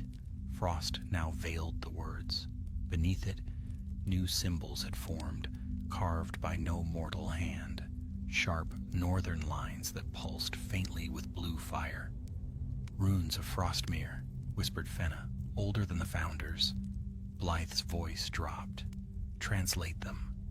Clara bent close, her breath misting. It says, when flame forgets its frost, the wind will rise again. One must fall, one must guard, one must wake. The air stirred. The goblet's flame flared violently, throwing long shadows across the chamber. Step back, Marlowe cried, but Clara did not move. Something in the runes held her fast, a whisper beneath hearing, an ache behind her eyes. The fire swelled, blinding white. She reached toward it before she could stop herself. The light swallowed her whole. When Clara woke, the world was silent. The chamber was gone. She stood in a vast plain of snow beneath an endless twilight sky. Ice stretched in every direction, glimmering with faint starlight. Where am I? She whispered. A voice answered, cold and kind. Between flame and frost. She turned. A tall figure approached across the snow, his cloak billowing like a shadow of winter. His hair was silver, his eyes blue as the heart of a glacier. Alaric of Frostmere, she breathed. He inclined his head. So they still remember my name. Clara took a step closer. You're the Frozen King, the guardian of the goblet. Once, he said, now I am its prisoner. The fire and I are bound. One cannot fade without the other. But the bond weakens. When it breaks, the world above will freeze, then burn. Can it be restored? He regarded her in silence. Perhaps, but balance cannot be mended by power. It must be mended by choice. She frowned. Choice? The goblet was forged to unite what was divided. Yet every age that seeks it repeats the same sin. They grasp for knowledge, for glory, for control. None have chosen surrender. Clara's hands trembled. Then what must I surrender? Alaric's gaze softened. Your desire to know. You must act in faith, not in certainty. The words cut deep. All her life, Clara had lived for answers. She was a scholar, a seeker of truth in letters and runes. To turn away from knowledge was to turn away from herself. Before she could reply, the air shifted. A woman stepped forth from the falling snow, cloaked in blue fire, her hair dark as night. Elspeth Rowe. Clara whispered, and behind her came another, younger, bright-eyed, her presence a warmth in the cold. Seraphine Wren, said Alaric. The two spirits bowed their heads in unison. The line of wisdom endures, said Elspeth. Each age sends one who listens. Seraphine smiled faintly. And one who must choose. I don't understand, Clara said. Elspeth's voice was soft, almost sorrowful. We bound the fire with courage and humility, but every bond phrase, the goblet must be reborn, not renewed. That power passes now to you.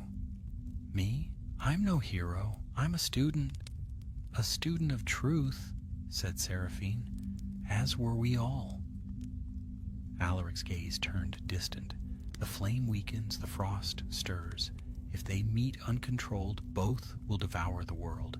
You must carry them into balance once more, and then let them go. Clara's heart hammered. How? The wind rose around them, swirling snow into spirals. Elspeth and Seraphine began to fade, their voices blending with the storm. Remember the rune of Frostmere, whispered Elspeth.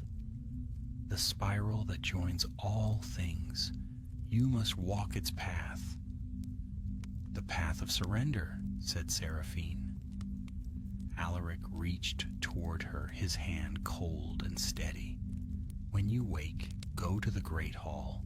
There, light and shadow meet. The goblet will know you.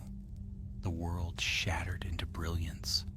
Clara gasped, awakening on the stone floor of the chamber. The headmaster and the professors knelt beside her, their faces pale. She's breathing, cried Fenna. What happened? Blythe demanded. Clara struggled to her feet. The goblet stood before her, its flame now flickering weakly. The bond is breaking, she said. It must be reborn. Before they could stop her, she turned and ran. Up the staircases she flew, past startled ghosts and whispering portraits, until she burst into the great hall. Dawn's light streamed through the tall windows, striking the ancient banners with gold. At the hall's center stood the enchanted brazier that had once crowned the first tournament feast. She raised her wand, drew the rune of Frostmere in the air, and whispered the words Elspeth had spoken centuries ago. Courage untested is vanity.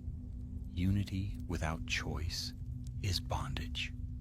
The goblet's flame leapt through the stones, racing upward in a river of light that poured from the floor to her hands. It burned, but not painfully. It filled her with warmth and cold together, Gmaul, the taste of snow upon sunlight. I release you, Clara said, tears in her eyes. Be free. The fire blazed gold. Frost raced along the walls, blooming into silver patterns that shimmered like stars. Then, in one breath, both vanished.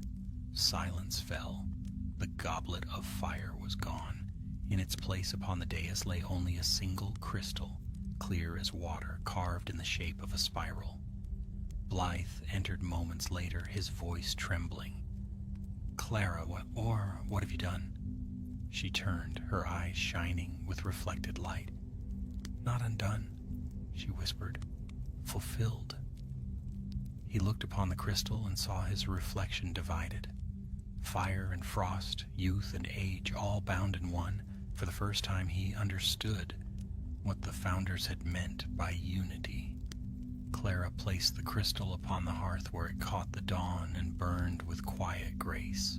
The goblet is no longer needed, she said. The balance now lives in us. Outside, the sun broke over the mountains, scattering the last of the frost. The lake shimmered gold, and from far away, a soft wind sighed through the towers, neither warm nor cold, but perfect in its stillness.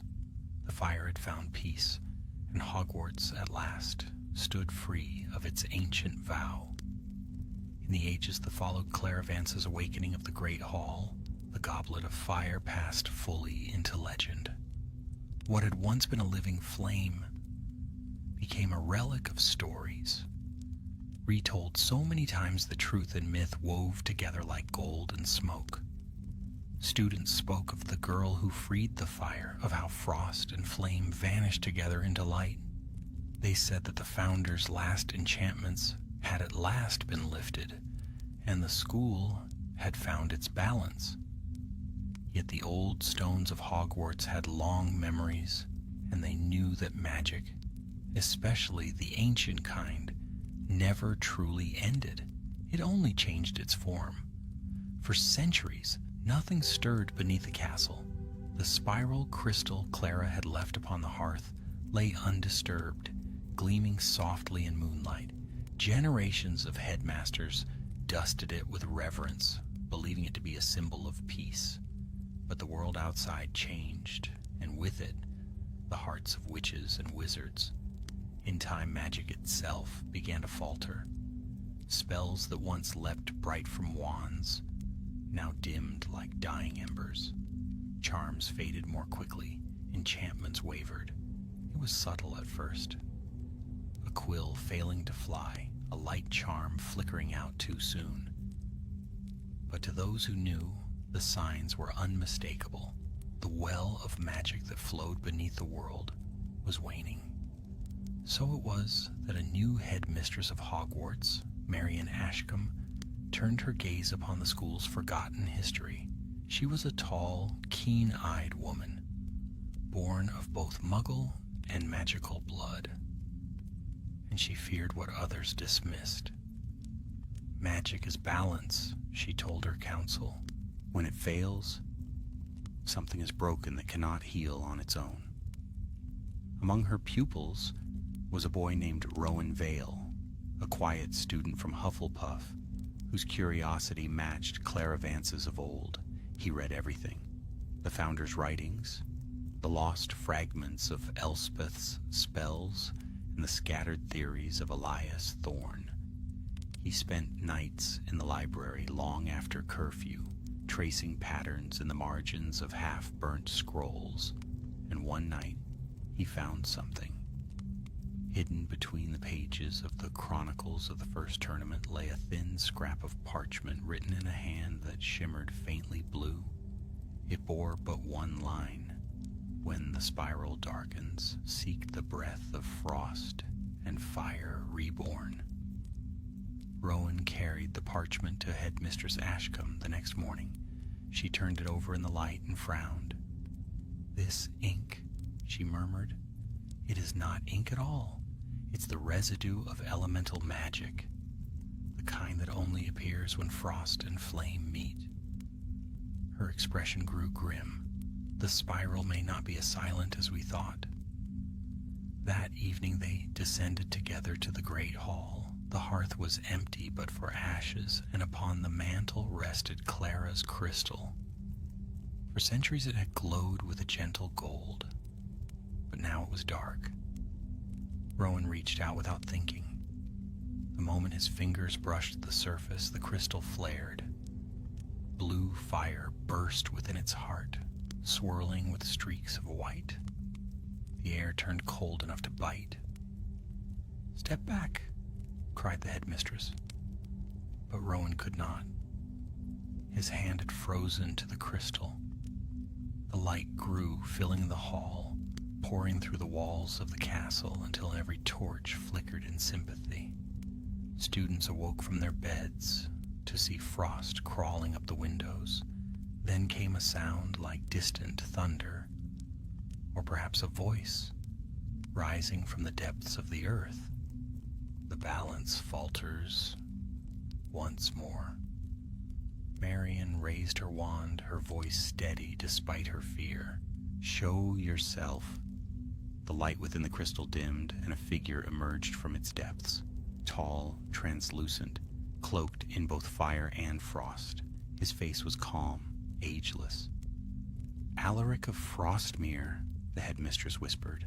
The spirit bowed. The world trembles at the edge again. Fire grows hungry, frost grows weary. The bond has thinned. Rowan's voice shook. "But Clara set you free. The goblet's fire was ended." "Ended?" Alaric's tone was gentle, sorrowful. No, child, nothing so old truly ends. It sleeps, and in sleeping, it dreams. He turned his gaze upon Rowan, his eyes like winter seas. The flame remembers you as it remembered her before you. Blood and soul, the same thread carried through ages. The line of Vance is not broken. Rowan's knees weakened. Then, it calls to me? Yes, the balance seeks its heir. Headmistress Ashcombe stepped forward. If the bond can be renewed, tell us how. The flame must breathe again, Alaric said. But it cannot live without its reflection. Fire without frost is hunger without mercy. The old sigil, the spiral, must be carried to the place where frost is born anew. The north, whispered Marion, the ancient seat of Durmstrang. Alaric inclined his head. There lies the last remnant of my kingdom. In its heart still sleeps the frost that once bound the goblet's fire. Awaken it, and the world may endure another age. The light faded, leaving silence in its wake. By dawn, the headmistress had gathered a small company. Rowan, of course, whose blood now bound him to the task. Professor Fenwick, an expert in elemental magic, and 2 aurors sent by the ministry, though they scoffed at such fairy tales. They journeyed north through sleet and shadow, crossing seas by enchanted ship until mountains rose before them like fangs of silver stone. The ruins of Durmstrang stood upon a frozen plateau, its towers broken, its gates long buried in snow. Rowan felt the pull of the crystal even before they reached the main hall. It glowed faintly in his satchel, guiding them through corridors lined with ice. At last they came to the central chamber, vast and hollow, lit only by the pale shimmer of frost. Upon a dais of frozen iron stood a great basin, long dry, carved with runes of flame and snow. The twin of the goblet, murmured Fenwick. The frostfire chalice itself. Rowan stepped forward. It's waiting. As he approached, the crystal blazed with life, the chalice filled with light, gold and blue twisting together, neither consuming the other. The air vibrated with energy, the deep hum of something ancient and awakening. Marion's voice trembled. Rowan, what do you see? He barely heard her. In the light, shapes began to form. A woman of dark hair and blue fire, another younger, bright-eyed, and between them a man crowned in frost. Elspeth, he whispered, Seraphine, Alaric. Their voices wove together as one. The balance lies not in power, but in the heart that yields. Choose, Rowan Vale. Will you bind the flame or free it once more? He remembered Clara's words written in every record. Be free. Slowly, Rowan lifted the crystal. No chains, no prisons, only peace. He placed it into the chalice. Light poured outward, a storm of color and sound that tore through the ruined tower. The frost melted the walls, shone as though reborn. The fire burned without heat, and the wind carried a voice that trembled like music. The balance endures. When the light faded, the chalice was gone. In its place lay a single spiral rune carved into the ice, glowing faintly before dimming to stillness. Rowan knelt beside it, tears freezing on his lashes. Is it done? Marion placed a hand on his shoulder. It is renewed. The fire sleeps again out, not in chains, but in harmony. Above them dawn broke over the northern peaks, scattering gold upon the snow. For the first time in memory, the wind was silent. They returned to Hogwarts weeks later. The castle greeted them with warmth, the halls bright and calm, and upon the hearth in the great hall the ashes stirred just once before settling into the shape of a spiral. Headmistress Ashcombe smiled faintly. "The old vow holds," she said. "May it never be forgotten." Rowan bowed his head, or repeated. The goblet was gone forever. Yet every year, when the first snow fell, the lake shimmered gold and blue under the moonlight, and the students whispered of a flame that burned without heat, a frost that never melted, and the courage of those who had chosen not power, but peace. For though ages changed and names were lost, Hogwarts still remembered. The stones themselves carried the echo of that vow, that unity could never be forced, and that the truest magic lay not in conquest, but in balance. And far away, where the winds of the north met the warmth of the south, a single whisper carried through the stillness, faint, eternal, and content. The fire remembers the frost, and the frost remembers the fire. When the world settled into the quiet centuries that followed Rowan Vale's journey, Hogwarts endured, as it always had, steadfast, wise, and bound to the deep, humming heart of magic that pulsed beneath its stones. Peace returned, or at least what passed for peace, in a realm that had seen so much wonder and peril. The goblet was gone, its twin too, and though the scholars searched for remnants of its power, they found only silence. A silence that seemed deliberate, almost protective. But silence has a life of its own. It listens. It waits. And one bitter winter night, after 10 generations had passed, the silence broke. It began as a whisper through the forbidden forest, a ripple of frost upon the roots of ancient trees. The centaurs saw it first, a pale shimmer running beneath the soil, like a ghostly river. "The frost walks again," they murmured, their eyes turned northward.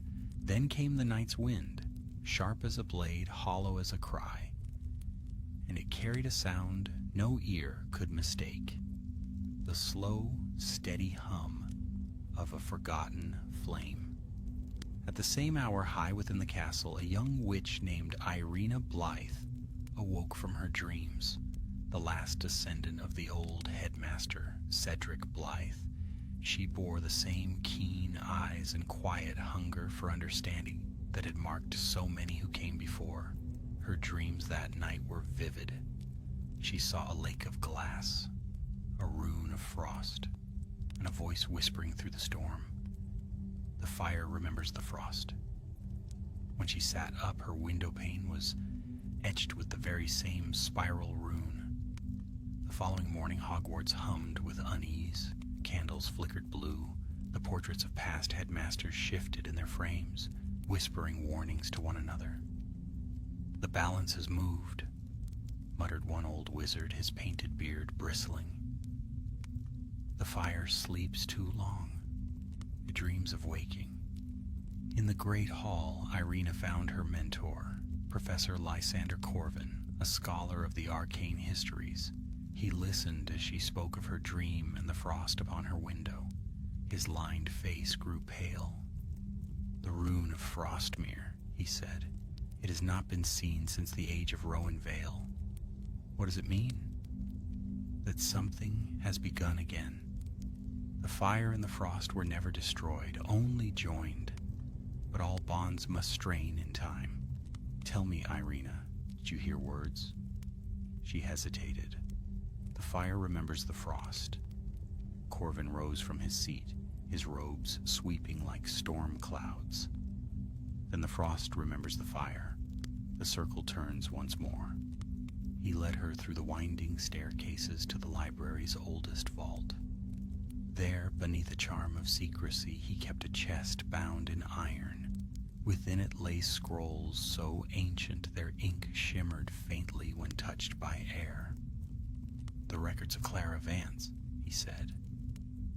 Her hand preserved the last of the goblet's truths, and in her final entry she wrote this: "When the fire sleeps too long, it dreams of rebirth.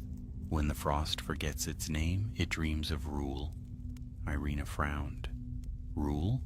Frost cannot rule. It stills and ends. Perhaps, said Corvin, but endings are their own dominion. The next days passed beneath skies heavy with snow. Strange lights danced above the lake. Not the shimmering veil of the aurora, but a pulse of gold and blue that rose from beneath the surface. Students whispered of shapes moving in the water, and one night the giant squid fled to deeper depths, leaving ripples that glowed with icy fire. Irina could not stay away. Each evening she stood by the shore, staring into the lake's depths, where the light flickered faintly, like a heartbeat. She felt it calling, not in words, but in warmth and chill all at once. Finally she waded into the shallows. The cold bit her ankles like teeth. "If you seek me," she whispered to the unseen depths, "then show yourself." The water stilled. Then from below something rose. A shard of crystal spiraled like the rune upon her window. It floated to the surface, glowing with both frost and flame. Irina gasped. The balance! When she touched it, the world shifted. She stood in a realm of twilight, neither sky nor earth, where snow fell upward and light swam through shadow. A figure emerged through the haze, tall, cloaked in pale fire, his eyes like stars reflected on ice. "You should not have come here," said the voice of Alaric of Frostmere. Irina's heart pounded. "You're real, all of it. The goblet, the chalice. It's true." "Truth is not what you think," he said. "You live in the world the fire made when it was freed, but the frost sleeps beneath, dreaming of the time when it will rise again. Then the balance. Phrase," he finished softly. "The fire grows thin, the frost grows restless. One must wake the other, or all will fall to silence." "Then I will wake it," she said. He looked at her for a long time. "Would you wake the frost or the fire?" Irina hesitated. "Whichever needs me." Alaric's expression was sorrowful. "Both need you, and yet either choice will cost what you are." Before she could reply, the ground beneath them cracked. From the fissures poured blinding light, blue and gold entwined, spinning faster, devouring the horizon. Alaric's voice became a storm. "The circle turns again. Remember this. The balance is not between frost and fire, but within the heart that bears them." The light consumed everything. Irina woke upon the lakeshore, her breath misting in the night. The shard of crystal lay beside her, its glow dimmed to a soft pulse. She clutched it to her chest, trembling. By dawn, the lake had frozen solid. From shore to shore, the ice smooth as glass. At its center, beneath the surface, faint light moved, two colors circling endlessly. When Irina told Professor Corvin what she had seen, he closed his eyes in weary resignation. "The balance seeks its bearer again," he said. "You have been chosen, though you do not yet understand for what." "I don't want to be chosen," she whispered. "Few ever do." He placed a hand upon her shoulder. "Do nothing in haste. The frost calls for stillness, the fire for action. You must listen to both, but obey neither." The winter deepened. Ice thickened over the lake until it gleamed like a mirror. No bird flew over it, and no creature stirred beneath. Then, one night the mirror cracked. Not with sound, but with light. A beam of gold shot upward into the sky, splitting the clouds. The castle shook, windows burst open, and students spilled into the courtyards in fear. From the heart of the lake rose a shape, a great column of light that shimmered between flame and snow. Irina stood at its edge, the shard in her hand burning cold. "It calls," she said. Professor Corvin stood beside her. "Then answer, but not as its servant, as its equal." she stepped onto the ice. It held beneath her feet, glowing faintly where she walked. The column of light flared brighter. Within it, she saw shadows moving, forms that shifted between fire and frost. Alaric, Elspeth, Seraphine, Rowan, all the bearers before her. Their voices rose in unison. The circle endures, but the world forgets. Will you remember us, Irina Blythe? I will. Will you bear the balance within yourself, not as flame or frost, but as harmony? I will. The light folded inward, rushing to her heart. For one instant, she felt the entire weight of their legacy, centuries of sacrifice, hope, and choice, before it settled into stillness. The ice beneath her feet melted, the lake stilled, and dawn broke across the sky in hues of gold and blue. When she returned to the shore, the shard was gone. In its place, faint lines of frost marked her palms, twined in a spiral. The balance lives, Corvin whispered. Not in flame, Irina said softly. Not in frost. In us. And so it was that the long chain of the goblet's guardians came to rest, not in relics or rituals, but in the quiet hearts of those who remembered that power was not the purpose of magic, but its peril. Each winter afterward, when the first snow fell upon Hogwarts, the lake gleamed faintly gold and blue. The professor said it was only reflection, the tricks of dawn and ice, but the students who stood by the shore in silence sometimes thought they heard voices on the wind. The frost remembers the fire, and the fire remembers the frost. And so the circle turned again, unseen but unbroken, the song of balance echoing forever beneath the stones of Hogwarts. When the last of the old generation passed into history, Irina Blythe's name became a whisper in the halls, a half-remembered tale told by the fire to children who did not truly believe. Yet the mark she bore, the spiral of frost and flame, did not vanish with her. It became a sign written not in books, but in the blood of those who came after. Her students remembered her calm voice and her strange stillness, as though she walked always between two worlds. They said that when she died, the lake froze for 7 nights, and on the 8th, it thawed without a ripple. Centuries rolled by.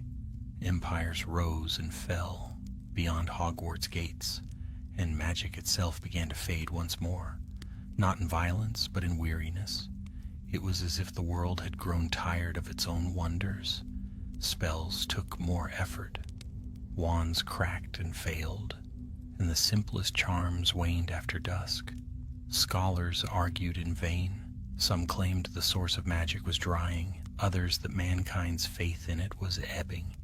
But deep beneath the castle, in chambers no longer charted on any map, something still breathed. A faint pulse of blue-gold light, steady and patient. The balance was not gone. It waited. In the age that followed, Hogwarts itself began to change. Great spires of glass joined the ancient towers, and the once candled halls glowed with quiet, self-sustaining magic. The founders' portraits watched the shifting centuries with eyes that never dimmed, though few living souls could still sense their presence. Yet the spirit of the old world lingered in small things, the scent of the library's oak shelves, the hum beneath the stone when winter came, the ripple of unseen warmth that brushed one's hand before a storm. It was in such a winter that Alden Crow arrived. Alden was a boy of no name or house when he came to Hogwarts. The Sorting Hat had hesitated so long upon his head that it muttered aloud, "Too much of all and none enough of one." In the end, it had sent him to Ravenclaw, perhaps because wisdom was the only virtue he would not deny. But even among Ravenclaws, Alden was strange, too quiet, too still, and always watching the frost that gathered on the window panes with the wary gaze of one who listened to things others could not hear. He had grown up near the northern seas, where legends of the frozen king still lingered in the fishermen's songs. As a child, he dreamed of a man made of ice who watched over the storms. Now, years later, he dreamed again. But the figure he saw in his sleep no longer stood upon frozen shores. He stood beneath the castle itself, eyes bright as stars, and whispered, "The balance wanes. Find the heart." Alden awoke one night to the sound of the lake groaning under its ice. He went to the window and saw a thin line of gold running through the frozen surface, winding toward the center like a serpent of light. In that moment, he knew the dream was no dream at all. Days later, he sought answers in the library's forbidden vaults. Most of the ancient records had turned to dust, but one page remained intact.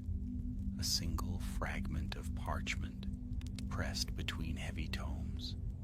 Upon it was drawn a familiar spiral, half flame, half frost. Beneath it, in a hand that glimmered faintly when struck by moonlight, were written the words, "When the heart sleeps, the world forgets its magic." Alden's breath quickened. He ran his fingers over the ink and felt a pulse, faint but alive. That night, guided by instinct more than knowledge, he descended to the lower passages of the castle, long sealed to students. He followed the hum of power, that soft pulse in the stone. It led him to an archway carved with runes too old to read. As his hand brushed them, they flared with pale light. Beyond the arch lay a cavern vast enough to hold the great hall itself. Its ceiling glowed faintly blue, like the inside of an iceberg. At its center stood a pool of still water, frozen in places, and beneath that glassy surface shimmered a spiral of fire. "The heart," he whispered. He knelt by the edge, feeling warmth on his face, though the air was cold enough to bite. The fire beneath the ice pulsed, slow, steady, alive. When he leaned closer, the reflection changed. The face in the ice was not his own. It was a man's, white-haired, crowned with frost, eyes endless as the sea, Alaric of Frostmere. "You have come far," the reflection said, voice like the wind through pine. "You called me." "I called balance," said the voice. "You are only the one who heard. What must I do?" "The fire forgets its frost again. The heart weakens. When it fails, the bond between worlds will break. Magic will fade forever." Alden's voice trembled. "How can I stop it?"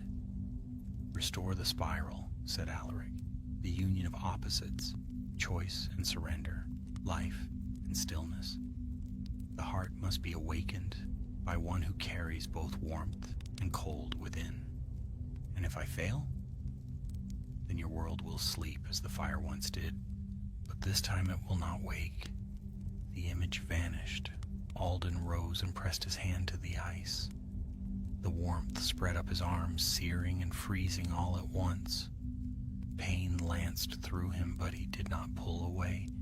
He spoke the first words that came to him, not from memory, but from something deeper, older, as if whispered into his mind by a voice that was not his own. Courage untested is vanity. Unity without choice is bondage. By both I seek the balance. The ice cracked. Light poured upward, blue and gold entwined, circling his body like ribbons of flame. The cavern roared. The fire beneath the lake rose to meet the frost in the ceiling, and for one blinding instant, all was brilliance. When the light died, Alden stood alone upon the thawed stone. The ice was gone. In its place, a single sphere of crystal floated before him, shining with soft gold. He reached out, and it hovered above his palm. Within it, he saw the spiral turn, flame and frost in eternal dance. A voice whispered, "The heart wakes, the world remembers. By morning the lake had melted, though the air still carried winter's bite. The students woke to find the grounds shimmering with dew that glowed faintly blue. The magic of the world had stirred again, not wild and fierce, but gentle, steady, alive. Headmistress Alara Finch called the boy to her study when word spread of the thaw. "They say you were seen by the lake last night," she said. "Do you know what has happened?" Alden looked down at the crystal he now wore on a chain around his neck. Its light flickered softly like the heartbeat of the world. "The heart woke," he said simply. "It remembered." She studied him for a long moment, then smiled, not in disbelief, but in quiet awe. "Then let it be known that the age of forgetting is ended." In the years that followed, magic returned to the world. Different than before, quieter but truer. Spells sang again, not as commands, but as harmonies. The lake never froze solid after that, for its heart now pulsed beneath the water, reminding all who looked upon it that flame and frost were not enemies, but reflections of each other. Alden Crow lived a long life, though none could ever say whether he was entirely of this world after that night. Some claimed that in winter's deepest hours he could be seen walking the lake shore, his breath neither steam nor mist, but light. And when he was gone, his name joined the others. Elspeth, Seraphine, Clara, Rowan, Irina, each a bearer of the same eternal vow. So the story ended as it began, with balance. The fire remembers the frost remembers the fire, and Hogwarts, faithful witness to both, kept its silent watch, its stones whispering through every age. Magic is not in power, but in peace. The balance.